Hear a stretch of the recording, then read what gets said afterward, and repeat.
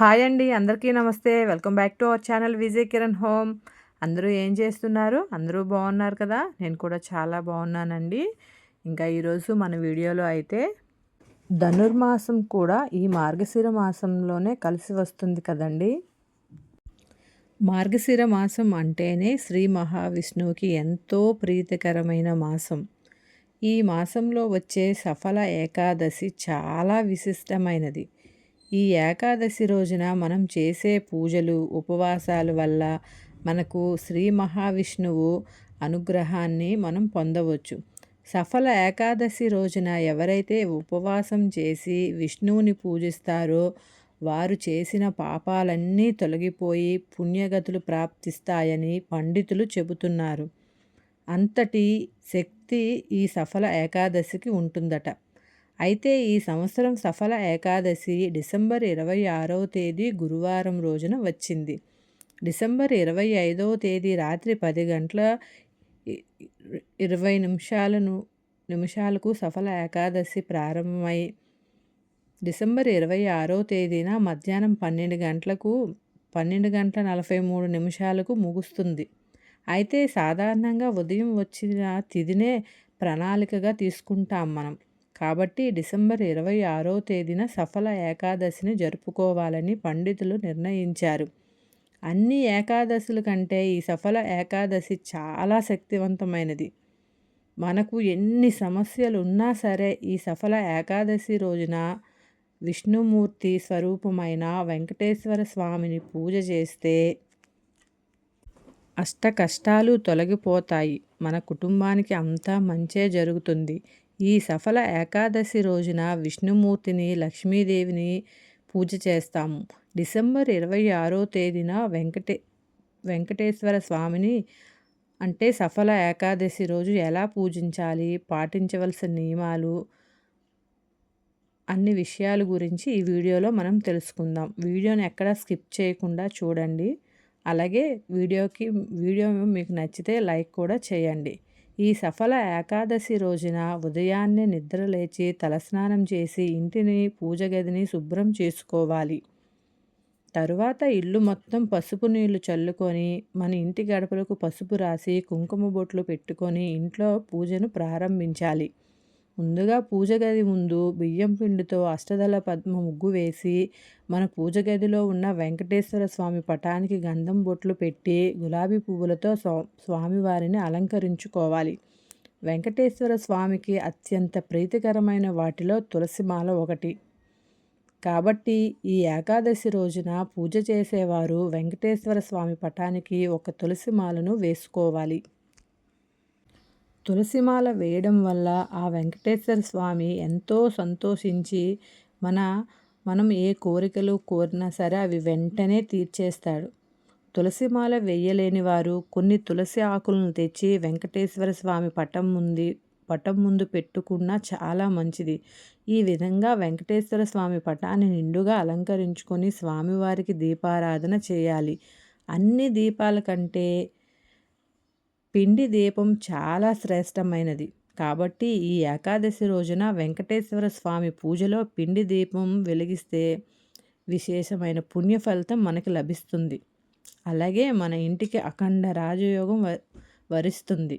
పిండి దీపం ఎలా తయారు చేసుకోవాలి అంటే బియ్యం పిండిలో కొంచెం పాలు, నెయ్యి, అలాగే చిన్న బెల్లం ముక్క అన్నీ వేసుకొని ముద్దలాగా చేసి చిన్న పిండి ప్రమిదను తయారు చేసి వెంకటేశ్వర స్వామి పటం ముందు పెట్టాలి. ఆ పిండి ప్రమిదకు పసుపు కుంకుమలతో గోవింద నామాలు పెట్టి ఆ ప్రమిదలో నువ్వుల నూనె కానీ ఆవు నెయ్యి కానీ పోసి 5 ఒత్తులు ఒక ఒత్తుగా చేసుకొని దీపారాధన చేసుకోవాలి. ఈ సఫల ఏకాదశి రోజున స్వామివారికి నైవేద్యంగా పాయసాన్ని, వడపప్పు, అలాగే బెల్లం పానకము, అలాగే ఏవైనా పళ్ళు ఉన్నా కూడా నైవేద్యంగా సమర్పించుకుంటే స్వామివారి అనుగ్రహం తప్పకుండా మనపై ఎప్పుడూ ఉంటుంది. అలాగే ప్రసాదాల్లో కొన్ని తులసి ఆకులను కూడా వేస్తే చాలా మంచిది. ఇలా చేయడం వల్ల ఆ వెంకటేశ్వర స్వామి అనుగ్రహం ఖచ్చితంగా మనకు లభిస్తుంది.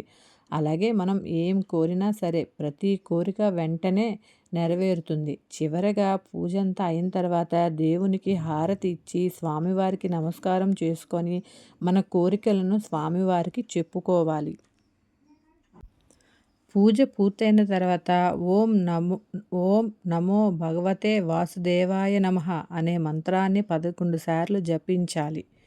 డబ్బు సమస్యలతో బాధపడేవారు ఈ సఫల ఏకాదశి రోజున తులసి చెట్టుకు పూజ చేస్తే లక్ష్మీదేవి అనుగ్రహంతో మనకున్న డబ్బు సమస్యలన్నీ తీరిపోతాయి. ఎందుకంటే ఈ సఫల ఏకాదశి రోజున తులసి మొక్కలో లక్ష్మీదేవి కొలువై ఉంటుంది.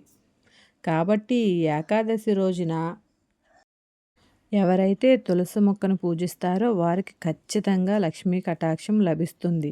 ఈ ఏకాదశి రోజున తులసి మొక్కకు పూజ ఎలా చేయాలంటే ముందుగా తులసి కోట ముందు అష్టదళ పద్మ ముగ్గు వేసి ఒక నెయ్యి దీపం వెలిగించి తులసమ్మకు నైవేద్యంగా పచ్చి పాలను సమర్పించి తులసి కోట చుట్టూ 11 ప్రదక్షిణాలు చేసుకోవాలి. ఏకాదశి రోజున ఇలా చేస్తే మన మనకి ఎటువంటి డబ్బు సమస్యలున్నా అన్నీ తీరిపోతాయి. లక్ష్మీదేవి మన ఇంట్లో తిష్ట వేసుకొని కూర్చొని ఉంటుంది. ఈ సఫల ఏకాదశి రోజున ఇంట్లో పూజ చేసేటప్పుడు ఒక రావి ఆకును తెచ్చుకొని ఆ ఆకుకి పసుపు రాసి కుంకుమ బొట్లు పెట్టి మన పూజ గదిలో పెట్టుకుంటే చాలా మంచిది.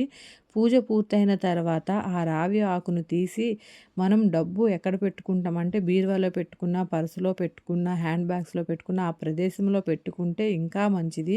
ఇలా చేయడం వల్ల మన ఇంట్లో ఎల్లవేళలా డబ్బు ఉంటుంది. ఈ సఫల ఏకాదశి రోజున విష్ణుమూర్తి రావి చెట్టులో కొలువై ఉంటారు. కాబట్టి ఈ ఏకాదశి రోజున రావి చెట్టుకు పూజ చేసి 11 ప్రదక్షిణాలు చేస్తే రావి చెట్టును ముట్టుకొని నమస్కారం చేసుకుంటే ముక్కోటి దేవతల ఆశీర్వాదం మనకు ఖచ్చితంగా లభిస్తుంది.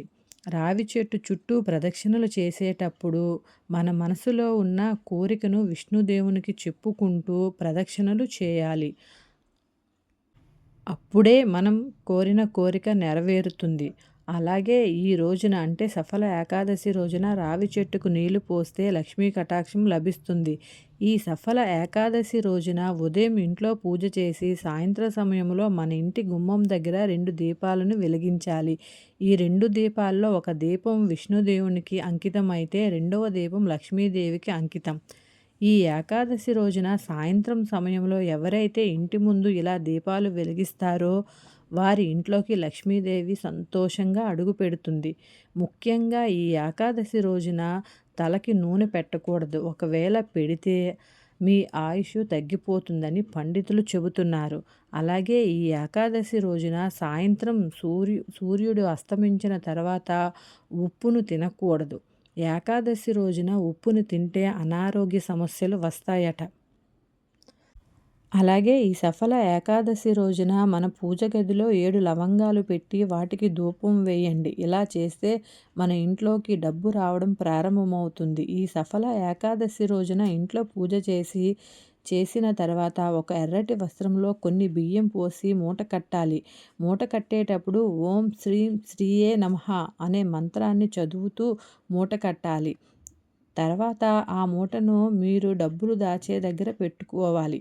ఏకాదశి రోజున ఇలా చేయడం వల్ల లక్ష్మీదేవి అనుగ్రహంతో పాటు మన ఇంటి ఆదాయం రెట్టింపు అవుతుంది. అలాగే మనకున్న డబ్బు సమస్యలన్నీ తీరిపోతాయి. పురాణాల ప్రకారం ఈ సఫల ఏకాదశి రోజు ఉదయం ఇంట్లో పూజ చేసి ఆ రోజంతా ఉపవాసం ఉంటే కోటి జన్మల పుణ్య ఫలితం లభిస్తుంది.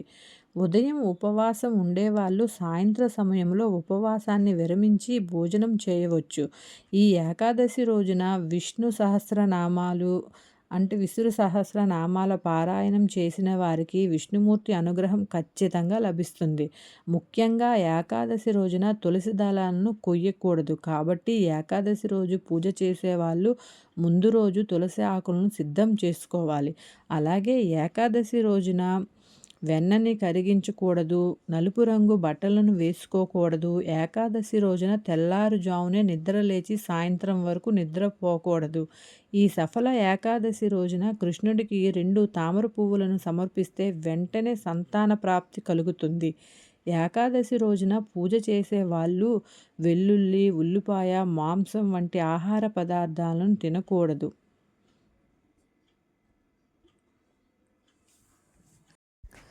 ఈ మార్గశిర 4వ లక్షవారము ఏకాదశితో కలిసి రావడము చాలా విశేషమైనది. ధనుర్మాసంలో వచ్చే ఏకాదశి రోజునే మార్గశిర 4వ లక్షవారం కూడా. కాబట్టి ఆ స్వామి అమ్మవార్లకు మనము ఆ రోజు పూజ చేసుకుంటే చాలా మంచిది.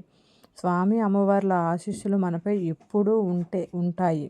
అలాగే ఇక్కడైతే నేను లక్ష్మీదేవికి అలాగే వెంకటేశ్వర స్వామికి కలిపి పూజ చేసుకున్నాను. అలాగే ఏకాదశి రోజు పూజ చేసేవాళ్ళు, ఏకాదశి రోజు పూజ పెట్టుకునే వాళ్ళు అంటే 26వ తేదీన మనం పూజ చేసామనుకోండి, ఆ పీఠాన్ని వెంటనే కదపకుండా శుక్రవారం, శనివారం కూడా లక్ష్మీ అమ్మవార్లకు చక్కగా మనం పూజ చేసుకుంటే చాలా మంచిది. అలాగే మామూలు కుందుల్లో కానీ ప్రమిదల్లో కానీ అలా కాకుండా పిండి ప్రమిదల్లో దీపారాధన చేస్తే చాలా మంచిదండి. అలాగే చక్కగా ఈ 4వ లక్ష్మీ వారము లా 4వ లక్ష్మీ వారము ఏకాదశి పూజ అందరూ చక్కగా చేసుకొని ఆ స్వామి అమ్మవార్ల నిండు దీవెనలు మనపై ఎప్పుడూ ఉండాలని మనస్ఫూర్తిగా కోరుకుంటున్నానండి. మళ్ళీ మనం నెక్స్ట్ వీడియోలో మళ్ళీ కలుద్దాము. ఇంతవరకు వీడియో చూసిన వాళ్ళందరికీ ధన్యవాదములు. వీడియో మీకు నచ్చినట్లయితే తప్పకుండా లైక్ చేయండి. అలాగే ఎవరైనా ఫ్రెండ్స్ కానీ రిలేషన్స్ కానీ తప్పకుండా షేర్ చేయండి.